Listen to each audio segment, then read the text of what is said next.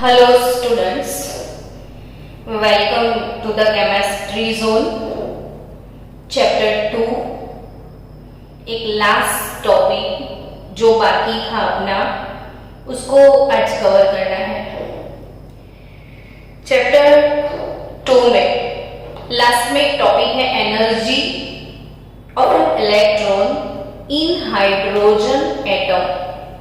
जैसे हमने बाकी सारे एटम की मैं बात करूं तो एनर्जी ऑर्डर आप सबको पता है कि हम ऐसे एनर्जी ऑर्डर लिखते थे 1s less than 2s less than 2p less than 3s less than 3p, फिर 4s आ जाता था, फिर 3d आता था। यहाँ पे कुछ आपने चेंज देखा होगा कि जो थर्ड नंबर का शेल है इसमें s से ज्यादा एनर्जी p की है, फिर 3d आना चाहिए था, उसके बदले 4s आ गया।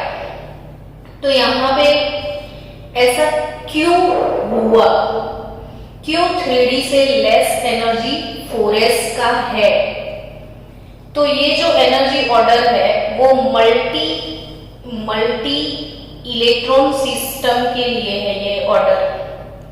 तो धीरे धीरे हम इसकी तरफ जाएंगे कि ऐसा क्यों हुआ, यहाँ पे 3d से लेस एनर्जी 4s का क्यों है और इलेक्ट्रॉन 3d में नहीं जाता है, 3d में जाने से पहले 4s में क्यों जाता है। तो वही थियरी धीरे धीरे समझते हैं कि ये जो ऑर्डर है, फिर से एक बार बता दूं कि ये जो एनर्जी ऑर्डर है वो मल्टी इलेक्ट्रॉन सिस्टम के लिए है। मल्टी इलेक्ट्रॉन यानी more than one electronic system. अब बात की जाए हाइड्रोजन की, तो हाइड्रोजन के पास सिर्फ एक ही इलेक्ट्रॉन है, एक ही इलेक्ट्रॉन। और वो एक इलेक्ट्रॉन है कहाँ? तो ये इसका न्यूक्लियस और उसका एक इलेक्ट्रॉन जो कि है उसकी फर्स्ट ऑर्बिट में है, फर्स्ट ऑर्बिट में, और 1s में है, 1s में। तो यहाँ पे एक ही इलेक्ट्रॉन वाला सिस्टम है और उसके बाद वाले यानी 2 नंबर वाले शेल, 3 नंबर वाले शेल सब तो खाली है ना, उसमें इलेक्ट्रॉन है ही नहीं। और जब इसमें इलेक्ट्रॉन है ही नहीं तो उनकी एनर्जी में कोई चेंज आने वाला नहीं है, तो वो कैसे, वो समझते हैं। यहाँ पे मैंने ऑलरेडी थोड़ा बहुत थियरी आपके लिए प्रिपेयर किया है, जो कि टेक्स्ट बुक में थियरी है वो काफी एक ऐसे टाइप लिख दिया है, आप पढ़ोगे ना तो जल्दी समझ में नहीं आएगा, इसलिए मैंने पूरी थियरी को पॉइंट वाइज बना के लिख दिया है। आप पूरी थियरी में से सिर्फ इतने पॉइंट नोट डाउन कर सकते हो और इतने ही पॉइंट नोट डाउन करोगे तो इट्स ओवर, ज्यादा जरूरत नहीं है वो थियरी को पढ़ने की। तो यहाँ पे आप लिख दो नोटबुक में energy of an electron in an hydrogen atom. तो इसमें सबसे पहले मैंने लिख के रखा है कि for a hydrogen atom which contains only one electron, जिसमें सिर्फ एक ही इलेक्ट्रॉन है, तो उसकी जो एनर्जी है, the energy of that electron is just dependent upon the value of principal quantum number n। यानी कि हाइड्रोजन जिसमें एक ही इलेक्ट्रॉन है, वो इलेक्ट्रॉन की energy depends only on principal quantum number, only on principal quantum number. क्योंकि एक electron सिर्फ 1s में है और 1s में सब ऑर्बिटल नहीं है, सब ऑर्बिटल नहीं है 1s के अंदर, कोई सब ऑर्बिटल्स नहीं होते हैं, यानी कि एजीमुथल क्वांटम नंबर पे भी कोई जरूरत ही नहीं है इसमें। सो n increases the energy of electron increases, यानी कि हाइड्रोजन के लिए इलेक्ट्रॉनिक ऑर्डर क्या है, सिर्फ इतना समझना है कि हाइड्रोजन के लिए एग्जाम में पूछ लिया है कि what is the order, energy order of an orbitals for hydrogen atom, ऐसा क्वेश्चन है। तो 1s लेस देन, तो यहाँ पे एनर्जी ऐसे इंक्रीज हो रही है, मैंने ग्राफ प्लॉट कर दिया। अब ऐसे जाओगे तो एनर्जी इंक्रीज होगा, यानी lowest energy 1s, 1s orbital के बाद 2s और 2p। सेकेंड नंबर का जो शेल है ये k शेल की बात है, ये l शेल की बात है, ये m शेल और ये n शेल। तो यहाँ पे k शेल जिसमें सिर्फ एक ही ऑर्बिटल है, 1s ओनली, l में 2s और 2p, लेकिन एनर्जी लेवल 2s और 2p का सेम। यहाँ पे देखो 2s is equal to 2p less than, फिर एनर्जी लेवल m के लिए तो 3s 3p 3d, तीनों का एनर्जी लेवल सेम है। देखो तीनों का energy level 3s is equal to 3p is equal to 3d, same energy level. और फोर्थ ऑर्बिट में भी कहीं पे भी इलेक्ट्रॉन नहीं है, और जब इलेक्ट्रॉन ही नहीं है तो उनकी एनर्जी में चेंज नहीं आएगा, यानी अपने अपने शेल में सबकी एनर्जी लेवल इक्वल होगा। एनर्जी में चेंज इलेक्ट्रॉन के आने के बाद होता है। अब यहाँ पे इलेक्ट्रॉन है ही नहीं तो कोई चेंज नहीं है, यानी सिंपल सी बात, इतनी सारी डिस्कशन की सिंपल सी बात यही है कि ये वाला जो ऑर्डर है वो हाइड्रोजन के लिए है, जो कि आपको याद रखना है कि 1s less than 2s is equal to 2p less than 3s is equal to 3p is equal to 3d less than 4s is equal to 4p is equal to 4d is equal to 4f। सारे shell की energy shell wise same है। हाँ, quantum number increase होगा, first से ज्यादा energy second orbit की, second से ज्यादा एनर्जी थर्ड ऑर्बिट की, थर्ड से ज्यादा एनर्जी फोर्थ ऑर्बिट की, मतलब n increases the energy of the electron increases। चलो नेक्स्ट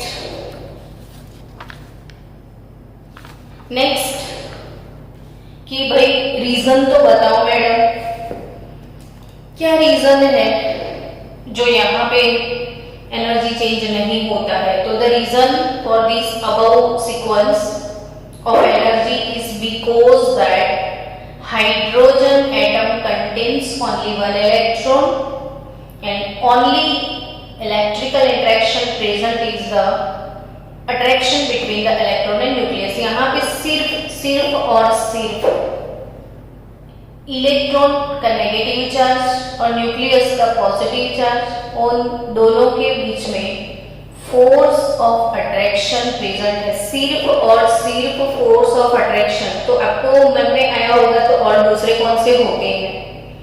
तो इसके बाद हम वहीं पे जाते हैं ना, मल्टी इलेक्ट्रॉन सिस्टम होगा तो दूसरे कौन से ऐसे फोर्सेस है जो इसमें नहीं है वो ही समझने हैं। इसमें दूसरे कोई फोर्स नहीं है, सिर्फ एक ही फोर्स है, force of attraction between this and this.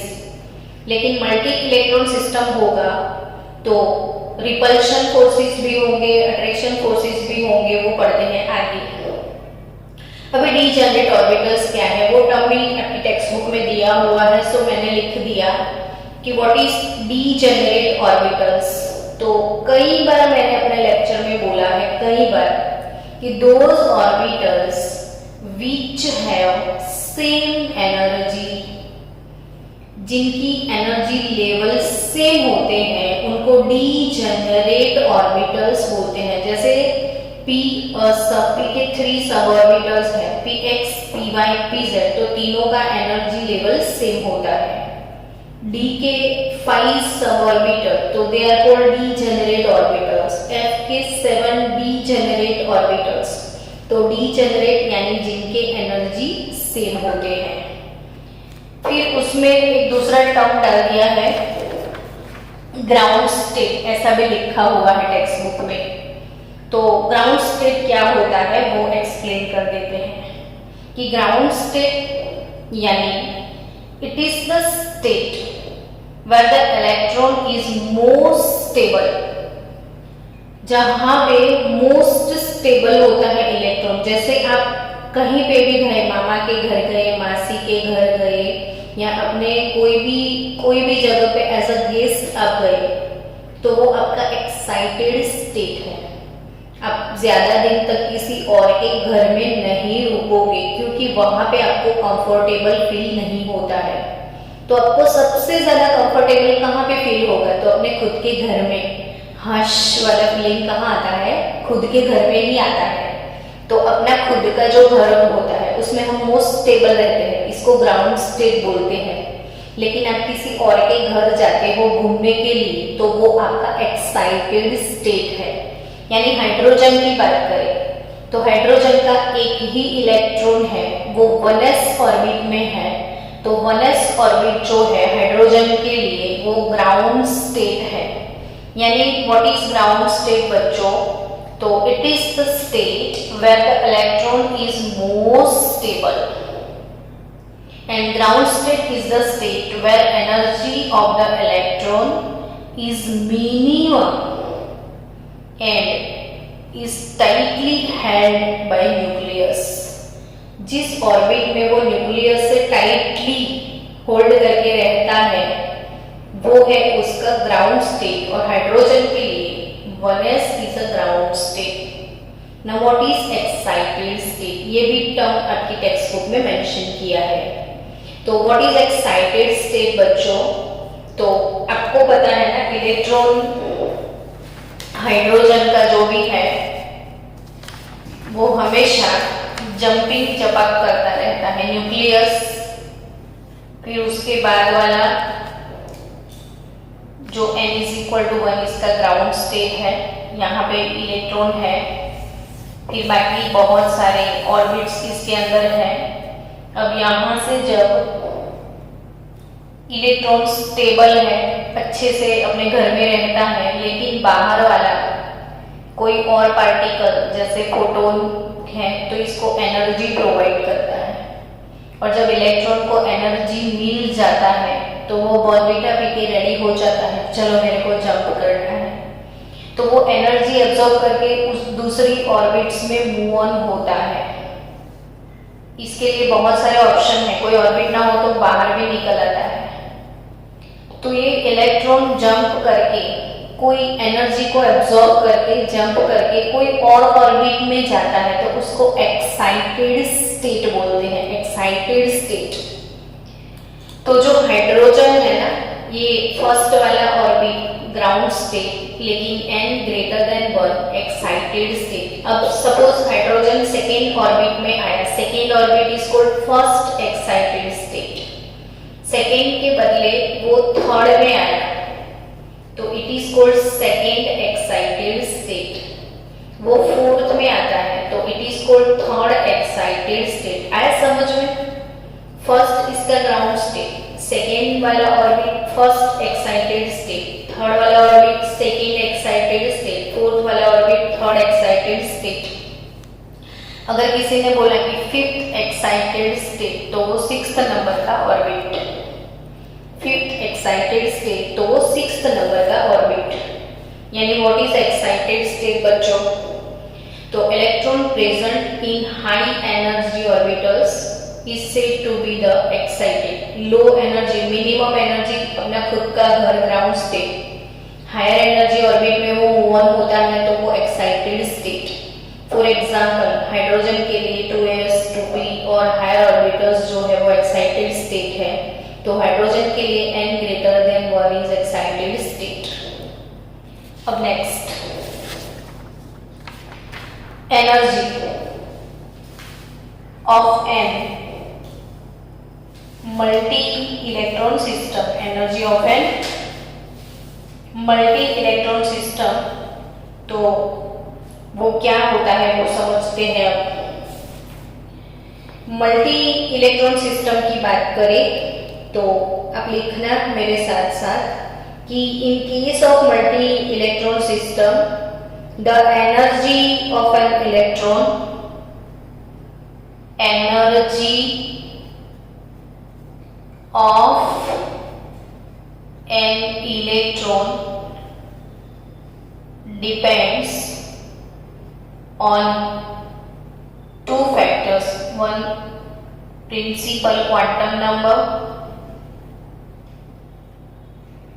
principal quantum number, and as well as angular momentum quantum number or azimuthal quantum number n, small n। Single electron वाला सिस्टम था, इसमें सिर्फ वो प्रिंसिपल क्वांटम नंबर पे depend करता है, लेकिन जो मल्टी इलेक्ट्रॉन सिस्टम है इसमें energy of electron depends upon the principal quantum number n as well as azimuthal quantum number l, यानी कि the energy of electron depends upon the subshell of the principal shell to which the electron belongs, whether it is in s, p, d or f। यानी कि अगर वो second orbit में है, इसका principal quantum number second है, तो second orbit में 2s भी होता है, 2p भी होता है, इनको हम बोलते हैं सब शेल्स, और ये शेल।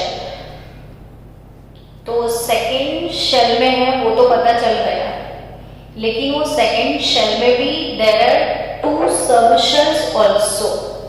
अब वो 2s में है या 2p में है वो मैटर करता है, मतलब कि 2s का इलेक्ट्रॉन जो है उसकी एनर्जी 2p के एनर्जी से कम होगी या तो ज्यादा होगी। यहाँ पे देखते हैं किसकी कम है किसकी ज्यादा है। तो मैंने एक रूल आपको सिखाया था, n+l रूल जो है वो सबशेल की एनर्जी डिसाइड करता है। इसका प्रिंसिपल क्वांटम नंबर 2 है और एजीमुथल क्वांटम नंबर इसका 0 है। इसका प्रिंसिपल क्वांटम नंबर 2 है और एजीमुथल क्वांटम नंबर 1 है। देखा बच्चों, n और l दोनों पे डिपेंड करता है। अब इसका n+l किया जाए तो ये 2 हो जाता है, ये 3 हो जाता है।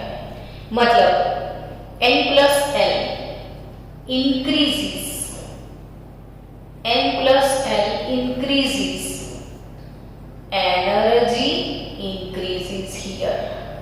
हाइड्रोजन के लिए सिर्फ n increases, energy increases, यहाँ पे n+l increases, energy increases, ऐसा होता है।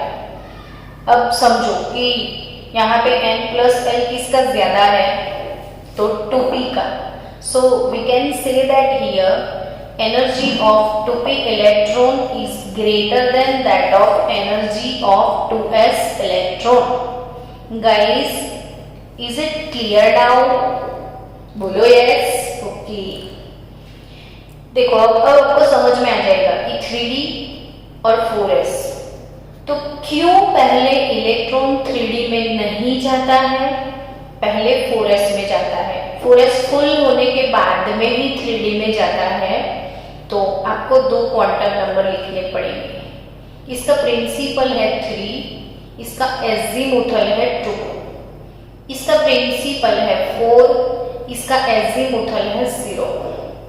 इसका n+l ये 5 होगा और इसका n+l 4 होता है। आई थिंक कि आपको 100% समझ में आ गया कि n+l इंक्रीजेस, एनर्जी इंक्रीजेस, यानी कि आप एनर्जी वाइज देखने जाओ तो energy of 3d electron is greater than that of 4s।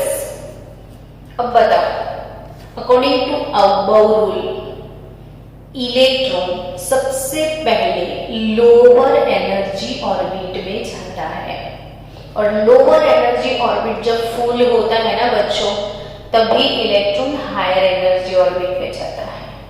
इसीलिए लोअर एनर्जी 4s होती है ना, 4s लोअर एनर्जी है, इसलिए इलेक्ट्रॉन 4s में जाएगा। 4s फुल होने के बाद ही वो 3d में जाएगा। तो मल्टी इलेक्ट्रॉन सिस्टम जो है इसमें energy of electron depends upon the n, energy of electron depends upon the l also. So यहाँ पे n और l दोनों का टोटल देखना होता है, और n+l increases then energy increases.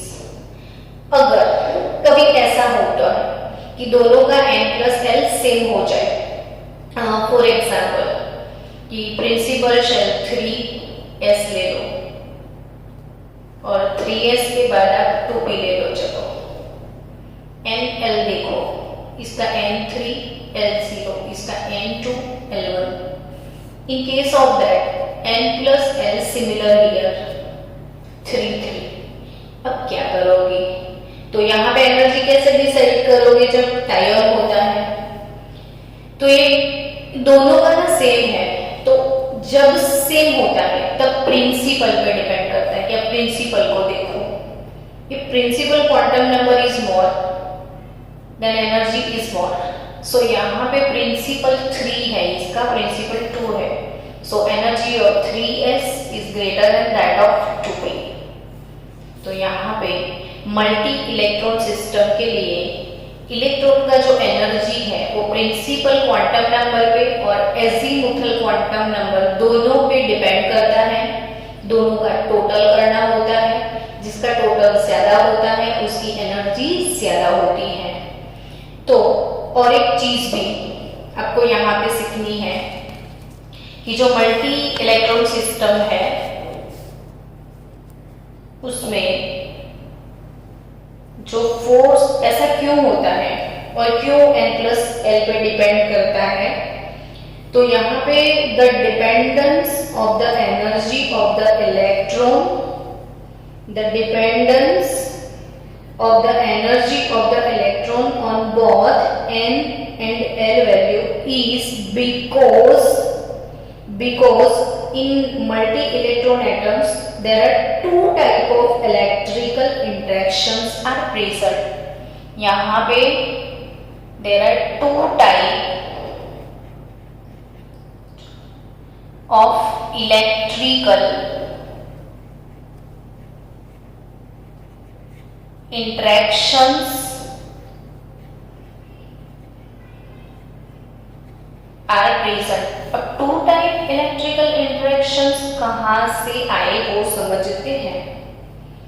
तो टू टाइप के कौन कौन से इलेक्ट्रिकल इंटरेक्शंस हैं, इसमें फर्स्ट है attraction between nucleus and electron. Attractions between nucleus and electron, or other force is repulsion also is there,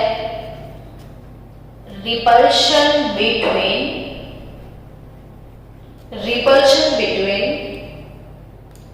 concerned electron and rest of the electron present in the atom। concerned electron and rest of the electrons are present in atom। अब भी मन में होगा ये क्या, अभी भी madam समझ में नहीं आया, कुछ और ट्राई करो ना, तो हम समझाते हैं ना और ट्राई करके। देखो ये न्यूक्लियस के बाजू में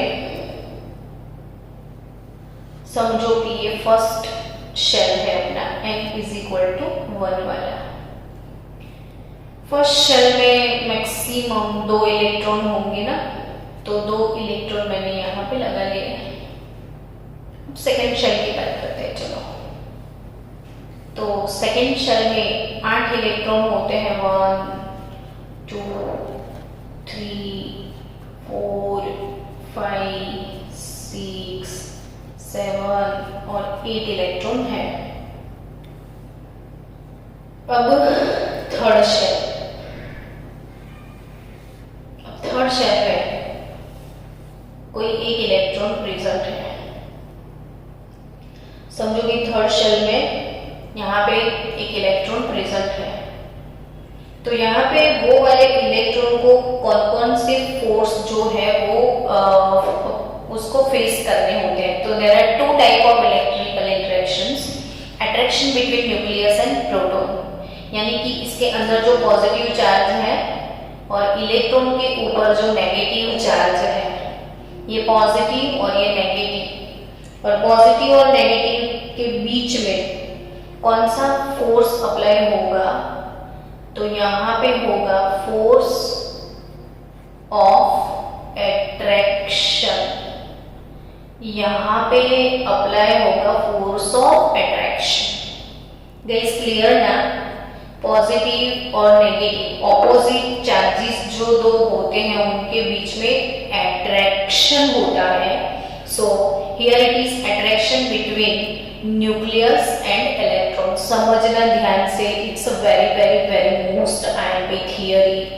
ये है पॉजिटिव चार्ज, ये है नेगेटिव चार्ज। पॉजिटिव और नेगेटिव के बीच में क्या होता है? अट्रैक्शन। डन। अब ये वाले इलेक्ट्रॉन को अट्रैक्शन फील हो रहा है, क्लियर ना? Now repulsion between concern electron, चलो इसको कंसर्न इलेक्ट्रॉन बोला, जिसके साथ जिस पे हम फोकस करते हैं वो कंसर्न इलेक्ट्रॉन है। And rest of electron are present, yes, यहाँ पे इसके दुश्मन भी तो बैठे हैं। तो ये वाला इलेक्ट्रॉन और ये वाला इलेक्ट्रॉन, इन दोनों के बीच में फोर्स अप्लाई होगा। इसको हम अलग पेन से दिखाएं ताकि आपको अच्छा लगे कुछ। ये रिपल्शन ग्रीन वाले हैं ना, रिपल्शन फोर्स। तो ये जो फोर्स है वो फोर्स ऑफ रिपल्शन। इलेक्ट्रॉन पे नेगेटिव चार्ज होता है ना बच्चों, तो नेगेटिव के बीच में क्या होता है? रिपल्शन। तो फोर्स ऑफ रिपल्शन फील हुआ इसको। चलो ये वाला इलेक्ट्रॉन भी इसको क्या करेगा? तो ये भी फोर्स ऑफ क्या है?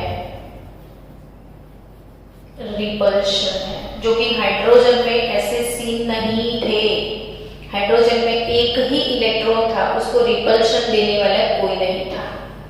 तो ये समझो कि ये न्यूक्लियस, ये फोर्स ऑफ अट्रैक्शन, ये वाले इलेक्ट्रॉन से इसको रिपल्शन फोर्स होता है, इससे इसको भी रिपल्शन फोर्स लग रहा है। यानी कि एटम के अंदर रिपल्शन फोर्सेस भी है। सो अब स्टेबिलिटी किस पे डिपेंड करती है? तो स्टेबिलिटी यहाँ पे डिपेंड करती है दो फोर्स पे, attraction force as well as repulsion force. So we can say that guys कि the stability of an electron in a multi-electron atom is because the total attractive interactions are more than the total repulsive interactions. Total attractive interaction, total attractive interactions are greater than that of repulsion interactions. यानी इसको कितना सारा feeling आता है, यहाँ से attraction का feeling भी है, लेकिन यहाँ से इसको रिपल्शन भी मिल रहा है। सो दोनों फोर्स को बैलेंस करना पड़ता है। अब हाइड्रोजन में क्या है कि जितना पॉजिटिव चार्ज उतना नेगेटिव चार्ज, और इन दोनों के बीच में सीधा अट्रैक्शन फोर्स। लेकिन यहाँ पे इससे जो भी अट्रैक्शन, सपोज यहाँ पे न्यूक्लियस में 10 प्रोटॉन है और यहाँ पे 10 इलेक्ट्रॉन है, तो डायरेक्ट का फोर्स होगा तो सही, लेकिन बीच में रास्ते में जो लोग आ गए, ये वाले फोर्स को थोड़ा कम कर देंगे। बीच के लोग क्या करेंगे? ये वाले फोर्स को थोड़ा कम कर देंगे। मैं और एक पिक्चर आपको समझाती हूँ कि देखो, समझो, दूसरा एक सीन समझना है।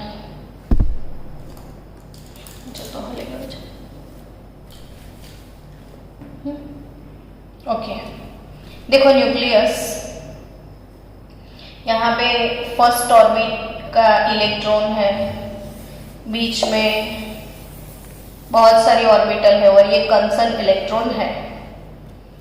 अब बीच में बहुत सारे इलेक्ट्रॉन्स जो कि है, ऐसे ही मैं आपको समझाने के लिए ये पिक्चर बनाया। ये यहाँ पे ऑर्बिट में होंगे, लेकिन मैंने यहाँ पे बना दिए। देखो, अब बीच में बहुत सारे इलेक्ट्रॉन है, इसके और इसके बीच में दुश्मन की एंट्री है, तो ये due to that electron screen हो गया, शील्ड हो गया, बीच में रास्ता बंद हो गया।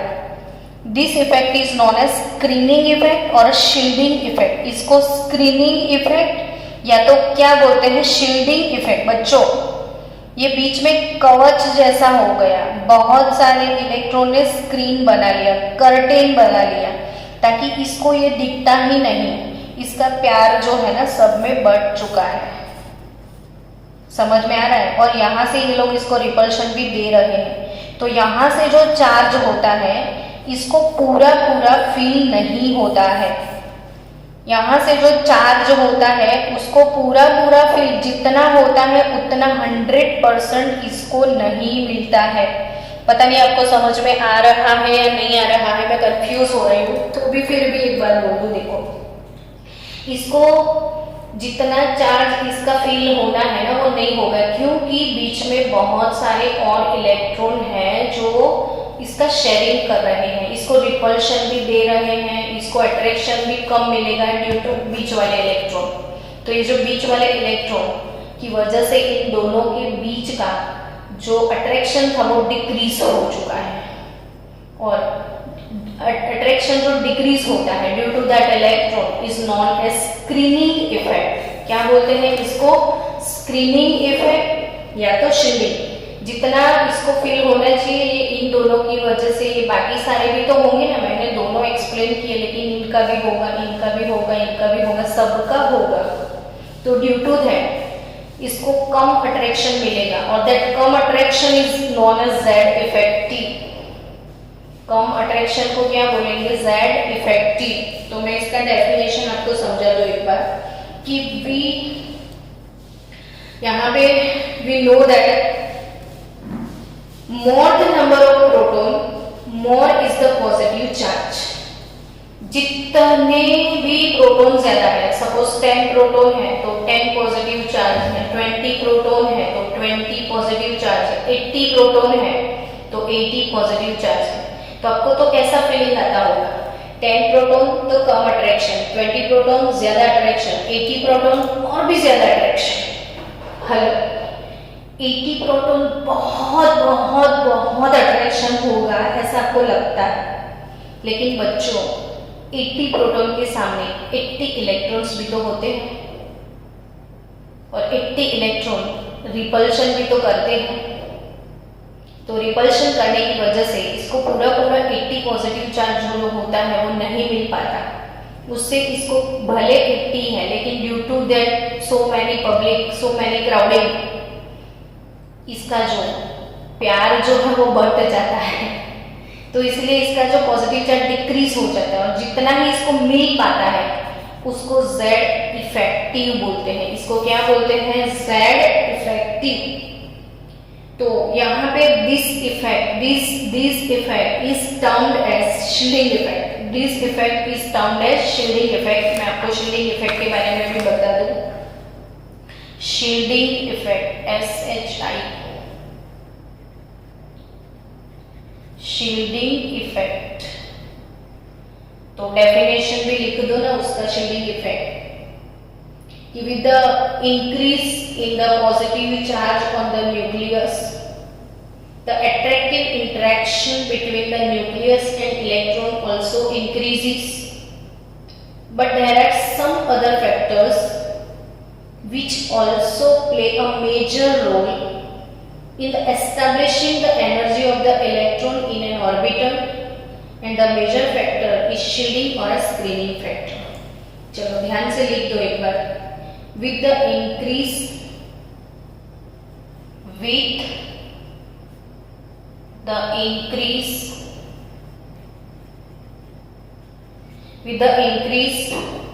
in the positive charge,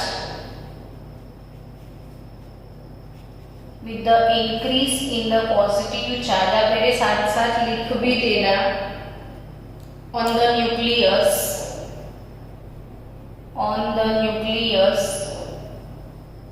the attractive interaction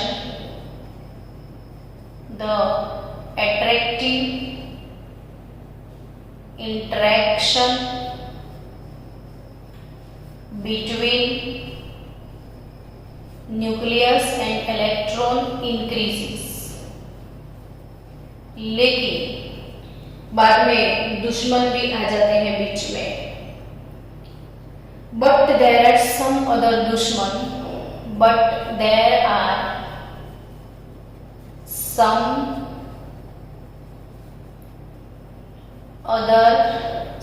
others factors which also play, factors यानी दुश्मन which also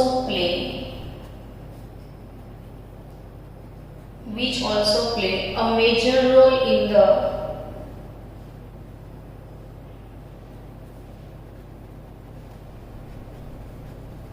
major role in the establishing major role in the establishing the energy of the electron in orbital, and this major factor is termed as shielding or screening effect. These major factors is termed as shielding effect or a screening effect. और shielding effect और screening effect का symbol है sigma, जिसको screening constant बोलते हैं, screening constant sigma. और ये screening constant कैसे कैलकुलेट किया जाता है, आपको ये क्वेश्चन भी हो सकता है कि इसको रिपल्शन फोर्स लगता तो है, लेकिन कितना लगता है, तो वो मैग्नीट्यूड भी हम कैलकुलेट कर सकते हैं। और मैग्नीट्यूड ऑफ रिपल्सिव फोर्सेस यानी स्क्रीनिंग कांस्टेंट सिग्मा कैसे कैलकुलेट करेंगे वो चैप्टर नंबर 3 में सीखने वाले हैं। लेकिन दिस स्क्रीनिंग इफेक्ट जो सिग्मा स्क्रीनिंग कांस्टेंट जिसको बोलते हैं, तो इससे Z इफेक्टिव मिल जाता है कि Z इफेक्टिव कितना, तो टोटल प्रोटॉन का जो चार्ज होता है Z माइनस स्क्रीनिंग इफेक्ट। तो Z इफेक्टिव यानी क्या, तो Z माइनस सिग्मा। तो शील्डिंग इफेक्ट और Z इफेक्टिव किसको बोलते हैं स्टूडेंट्स, तो Z इफेक्टिव का डेफिनेशन भी याद कर लो कि it is the shielding because of the shielding effect, because of the shielding effect, मैं शॉर्टकट में लिख रही हूँ, because of the shielding effect the nuclear force because of the shielding effect the nuclear force being felt by the outer shell electron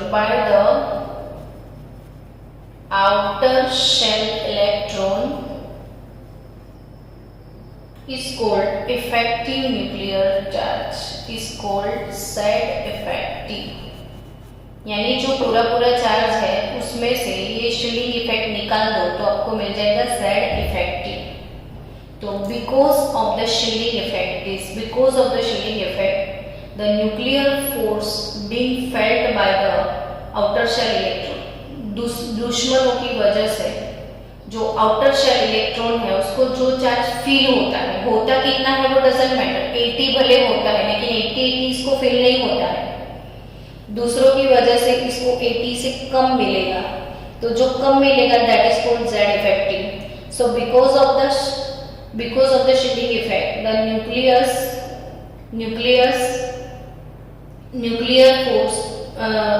nuclear force being felt by the outer shell electron is called Z effective। तो यहाँ पे ये जो screening effect है, shielding effect है, उसका order exam में आ सकता है। आपको याद रखना है कि for same quantum number highest shielding effect S वाले इलेक्ट्रॉन देते हैं, क्योंकि वो स्फेरिकल है ना, तो पूरे सेंटर को कवर कर लेता है। स्फेरिकल शेप है S ऑर्बिटल का, तो वो पूरे सेंटर को कवर करता है। So maximum shielding effect S electron का होता है, उससे थोड़ा कम P इलेक्ट्रॉन, क्योंकि P थोड़े लार्ज है। D and F orbitals are very large, so उनका स्क्रीनिंग इफेक्ट वीक होता है। Screening effect of D and F orbitals are very weak, ये बात हमेशा याद रखना। और ये वाले जो टर्म्स है स्क्रीनिंग इफेक्ट, ऑलमोस्ट बहुत सारे चैप्टर में हम बार इसको लर्न करने वाले हैं, लेकिन अभी के लिए आप याद रखो कि फॉर सेम क्वांटम नंबर यानी 4s है, तो 4p 4d 4f है, तो यहाँ सबसे ज्यादा स्क्रीनिंग इफेक्ट 4s के इलेक्ट्रॉन प्रोवाइड करते हैं। तो यहाँ पे स्क्रीनिंग ऑर्डर जो है वो है S greater than P greater than D greater than M, सबसे सबसे ज्यादा स्क्रीनिंग एस ऑर्बिटल का ड्यू टू स्फेरिकल शेप। तो स्टूडेंट्स कंप्लीट ये टॉपिक खत्म हो गया, इसके साथ साथ चैप्टर 2 इज कंप्लीटेड नाउ। सो अब चैप्टर 3 में मूव ऑन होना है। बाय बाय, मिलते हैं नेक्स्ट लेक्चर में।